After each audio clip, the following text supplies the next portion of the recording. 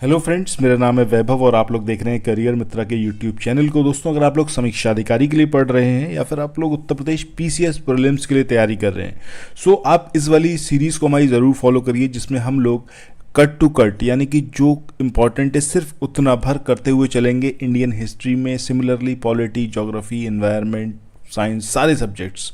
सो यहाँ पर जो आप ये पीडीएफ देख रहे हो, इस पीडीएफ के माध्यम से बहुत जल्दी सारी चीज़ों को आप कवर अप कर सकते हैं।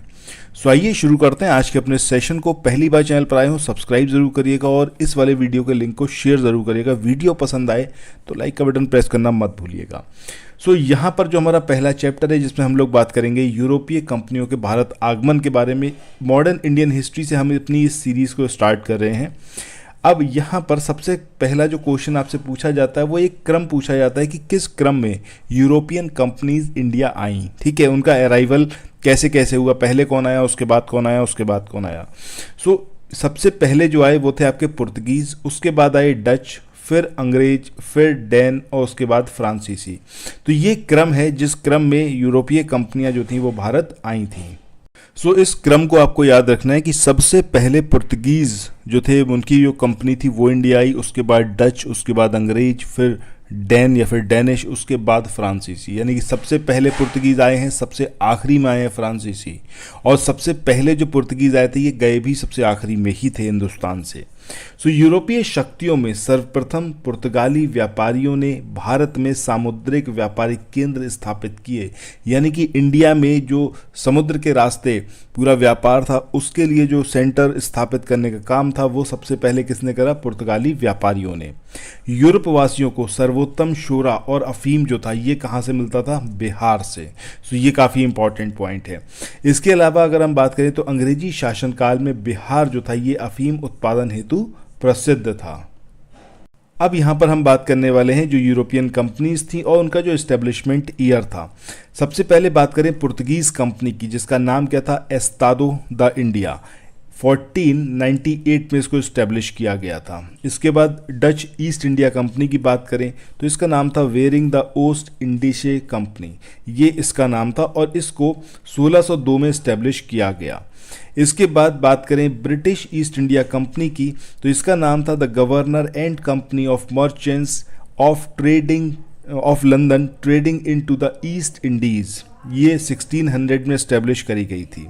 इसके बाद डेनिश ईस्ट इंडिया कंपनी की या फिर डेन ईस्ट इंडिया कंपनी की बात करें तो इसका इस्टेब्लिशमेंट ईयर था 1616।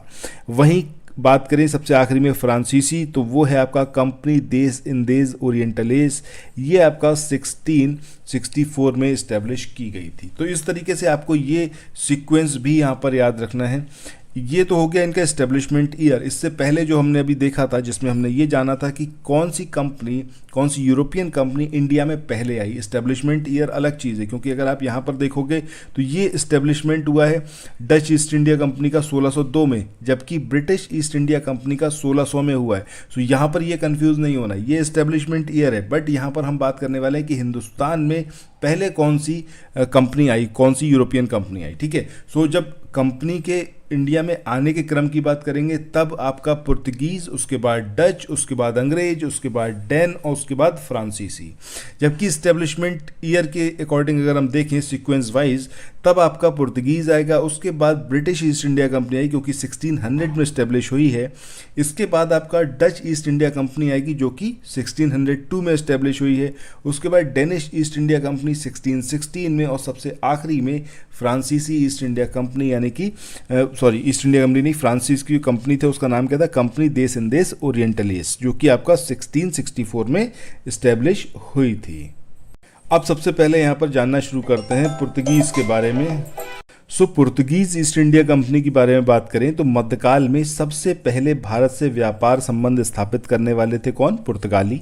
और ये भारत में सबसे पहले 1498 यानी कि 1498 ईस्वी में आए और सबसे बाद में यानी कि 1961 में ये हिंदुस्तान से गए हैं। अब यहाँ पर ये जो पॉइंट है इसको ज़रूर याद रखिएगा कि 1503 में कोचीन में इनकी पहली फैक्ट्री स्टैब्लिश हुई।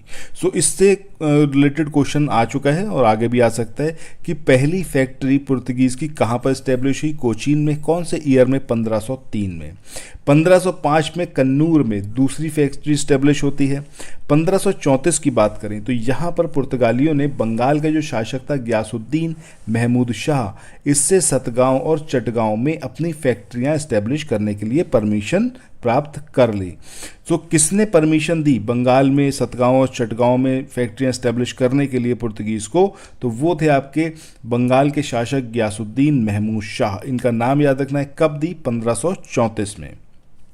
इसके बाद आगे बात करें, पुर्तगालियों द्वारा हुगली को बंगाल की खाड़ी में समुद्री लूटपाट का अड्डा बनाया गया, यानी कि हुगली बंदरगाह जो था उसको इन्होंने एक ऐसा सेंटर के रूप में इस्टेब्लिश करा जिससे कि ये समुद्री लूटपाट कर पाएँ।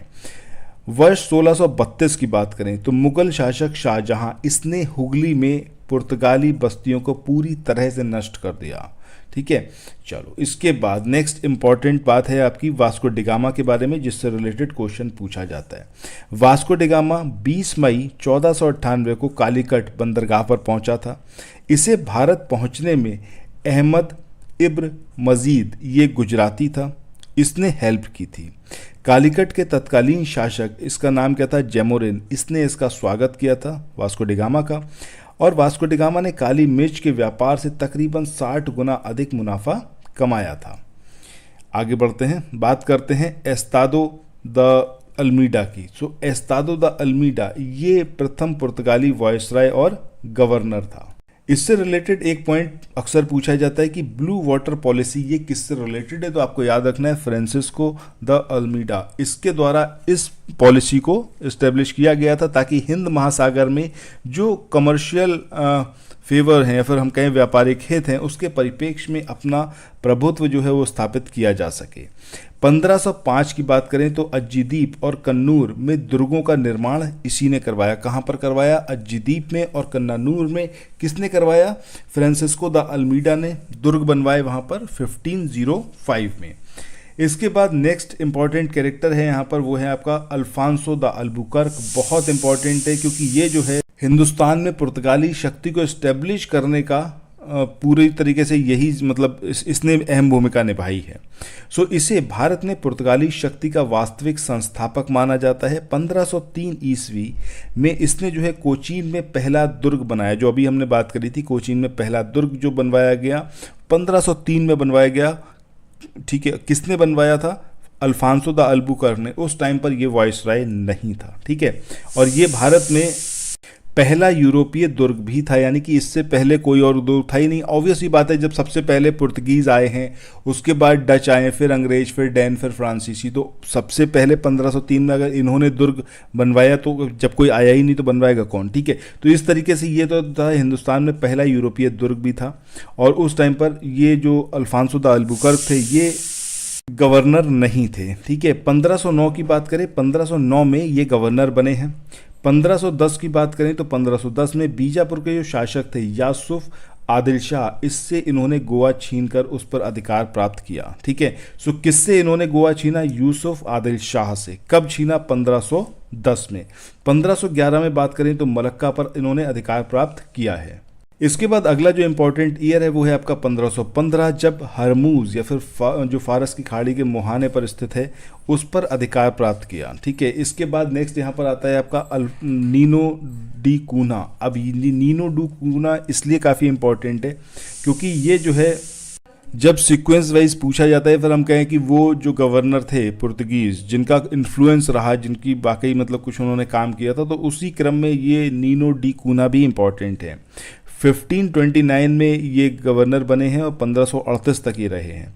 इसके बाद दूसरे जो महत्वपूर्ण गवर्नर थे उनकी बात करें तो इसमें 1961 में जो गोवा का पुर्तगाली गवर्नर था जिसका नाम क्या था? मैनुअल एंटोनियो वासलो द सिल्वा। ठीक है, तो ये जो था ये गोवा, जिस समय गोवा को हिंदुस्तान में मिलाया गया 1961 में, उस टाइम पर जो गवर्नर था पुर्तगीज़ उसका नाम था मैनुअल एंटोनियो वासलो द सिल्वा। वहीं बात करें 1947 यानी कि जब इंडिया को फ्रीडम मिली है, उस टाइम पर गोवा का जो गवर्नर था उसका नाम क्या था? जनरल जोसे फेरेरा बोसा, ठीक है। तो जोसे फेरेरा बोसा ये उस टाइम पर गवर्नर था जब हिंदुस्तान को फ्रीडम मिलती है 1947 में। सो ये सारे फैक्ट्स हो गए किसके बारे में, पुर्तगीज़ के बारे में। नेक्स्ट हम बात करते हैं अंग्रेजों की। कासिम बाजार की जो फैक्ट्री है उसके प्रमुख, जिसका नाम क्या था, जॉब चॉर्नॉक, इसने अंग्रेजों के व्यापार केंद्र के लिए हुगली के स्थान पर सूतानूती या फिर हम सुतनौती कहें, जो कि कलकत्ता का एक स्थान है, उसको चुना था, ठीक है। जॉब चॉर्नॉक को ये भी माना जाता है कि इसने कलकत्ता को बसाया था या फिर कलकत्ता को इस्टेब्लिश किया था। सो जॉब चॉर्नॉक के बारे में क्या क्या इंपॉर्टेंट है कि पहली चीज़ तो ये कि कासिम बाजार की फैक्ट्री का ये प्रमुख था, मेन व्यक्ति था ये, और इसने अंग्रेजों के व्यापार केंद्र के रूप में हुगली को ना चुनते हुए सुतानूती या फिर सुतनौती जो कलकत्ता का एक स्थान था उसको चूज़ किया। 1593 की बात करें तो लीवेंट कंपनी को स्थल मार्ग से भारत में व्यापार करने का अधिकार पत्र प्राप्त हुआ। तो ये 1593 में हुआ, बट ये लैंड एरिया से ब्रिटिश जो थे वो इंडिया के साथ व्यापार कर सकते थे, ठीक है। 1599 की बात करें तो इंग्लैंड में एक मर्चेंट एडवेंचर्स नामक दल, इसने अंग्रेजी ईस्ट इंडिया कंपनी अथवा the governor and company of merchants of London trading into the east Indies, इसकी स्थापना की। सो अगर आपसे पूछा जाए कि ये जो कंपनी है the governor and company of merchants of London trading into the east Indies कब इस्टेब्लिश हुई, 1599 में। इसके बाद आगे बात करें दिसंबर 1600 की, तो दिसंबर 1600 में ब्रिटेन की जो महारानी थी एलिजाबेथ फर्स्ट, इन्होंने पूर्व के साथ व्यापार करने के लिए 15 सालों का एक अधिकार पत्र जो था वो इस कंपनी को प्रोवाइड किया, यानी कि ब्रिटिश ईस्ट इंडिया कंपनी को 15 सालों के लिए अधिकार पत्र प्राप्त हुआ कि ये इंडिया में आकर व्यापार कर सकते हैं। बात करें साल 1611 की, तो ये वो टाइम है जब जहांगीर हिंदुस्तान में मुगल शासक हुआ करता था, और इस टाइम पर ईस्ट इंडिया कंपनी ने सबसे पहले एक अस्थायी कारखाना बनाया, कहाँ पर, मसूलीपट्टनम अथवा मछलीपट्टनम में। इसके बाद साल 1613 की बात करें तो सूरत में एक कारखाना स्थापित करा गया अंग्रेजों के द्वारा, और ये अंग्रेजों का पहला स्थायी कारखाना था। आगे बात करें साल 1661 की, तो इंग्लैंड के जो सम्राट थे जिनका नाम था चार्ल्स सेकेंड, इनकी शादी होती है पुर्तगाल की राजकुमारी कैथरीन के साथ, और शादी में चार्ल्स को बम्बई जो था वो उपहार या फिर कहें तो दहेज के रूप में इन्हें प्राप्त हुआ था, जिसे 1668 में 10 पाउंड ईयरली, मतलब ये किराए पर दिया था, किसको, ब्रिटिश ईस्ट इंडिया कंपनी को इन्होंने दे दिया। इसके बाद अगला साल है 1688 का, ये भी जरूर याद रखना है। इस टाइम पर अंग्रेज गवर्नर एक थे, इनका नाम था जॉन चाइल्ड, इन्होंने बम्बई और पश्चिमी समुद्र तट के जो मुगल बंदरगाह थे इस पर डेरा डाल दिया, और मक्का जाने वाले जो हज यात्री थे इनको बंदी बना लिया, और उसी के बाद जो था औरंगजेब इनसे बहुत ज़्यादा क्रोधित हो गया, और उसने जो था उठाकर इनको भारत से निष्कासित करने का आदेश दे दिया, ठीक है। तो ये जॉन चाइल्ड थे जिन्होंने एक चाइल्डिश हरकत करी थी 1688 में, जो हज यात्री थे उनको इन्होंने बंदी बना लिया था, जिसके बाद औरंगजेब ने इसको हिंदुस्तान से बाहर निकालने का आदेश दे दिया था। इसके बाद नेक्स्ट यहाँ पर हम बात करें प्रथम कार्नाटिक वॉर की, जो कि आपका 1746 में स्टार्ट हुआ और 48 तक चला। ये जो युद्ध था ये ऑस्ट्रिया का जो उत्तराधिकार का युद्ध था उसी का एक्सटेंशन मात्र था, यानी कि उसी का विस्तार मात्र था, जो कि 1740 ईस्वी में स्टार्ट हुआ था। सो जब हम बात करते हैं कर्नाटक फर्स्ट वॉर की कर्नाटक के, सो ये जो है कब स्टार्ट हुआ, क्यों स्टार्ट हुआ, ये सारी चीज़ें पता होनी चाहिए। 1746 से लेकर 48 तक ये चला, और ये एक एक्सटेंशन था जो कि ऑस्ट्रिया में उत्तराधिकार का युद्ध चल रहा था, उसी का एक यहाँ पर एक्सटेंशन देखा गया ये। और गृह सरकारों की आज्ञा भी यहाँ पर नहीं ली थी, ना तो अंग्रेजों ने ना ही फ्रांसीसियों ने, मतलब यहाँ पर जो सैनिक इनके काम कर रहे थे उन्होंने अपने जो होम गवर्नमेंट थी उससे परमिशन भी नहीं ली युद्ध की, और बिना परमिशन के ही 1746 में इन्होंने युद्ध स्टार्ट कर दिया। अंग्रेज कैप्टन, इसका नाम क्या था, बर्नेट, इसके नेतृत्व में अंग्रेजी सेना द्वारा कुछ फ्रांसीसी जहाज़ों पर अधिकार कर लिया, और यही जो था युद्ध का तात्कालिक कारण बना। मतलब अगर ये काम नहीं करते बर्नेट, तब जो है ये युद्ध नहीं होता, ठीक है। और इस युद्ध के समय ही कर्नाटक का जो नवाब था अनवरुद्दीन, उसने महफूज खां के नेतृत्व में 10,000 की भारतीय सेना को फ्रांसीसियों पर आक्रमण करने के लिए भेजा था। सो यहाँ पर अनवरुद्दीन का नाम आपको याद रखना, ये कर्नाटक का नवाब था, अंग्रेजों की साइड से ये था, और इसने फ्रांसीसियों पर आक्रमण करने के लिए 10,000 की सेना को भेजा था। वहीं कैप्टन पैराडाइज, जो कि फ्रांसीसी कैप्टन था, इसके नेतृत्व में फ्रांसीसी सेना ने अडयार नदी पर स्थित जो सेंट थोमे नामक एक जगह थी, वहां पर नवाब की सेना को हरा दिया। सो यहाँ पर एग्जामिनेशन में पूछा जाता है कि सेंट थोमे युद्ध जो था वो किस किस के बीच में हुआ, तो आपको याद रखना है फ्रांसीसी और जो अडयार की सेना थी, या फिर हम कहें तो अनवरुद्दीन की जो सेना थी उसके बीच में। इसके बाद अब ये जो पहला कर्नाटक का वॉर था ये खत्म कैसे हुआ? जैसे ही यूरोप में ऑस्ट्रिया के जो उत्तराधिकार का युद्ध था वो एंड होता है, उसी के साथ हिंदुस्तान में भी कर्नाटक वॉर एंड हो जाता है। इसके साथ ही अगर हम बात करें ऑस्ट्रिया का जो उत्तराधिकार का युद्ध था, कोई भी युद्ध जब खत्म होता है तो कुछ ना कुछ संधि समझौता होता है। सो यहाँ पर एक्सला शापेल की संधि हुई 1748 में, जिसके बाद ऑस्ट्रिया का जो पहला युद्ध था वो समाप्त हुआ।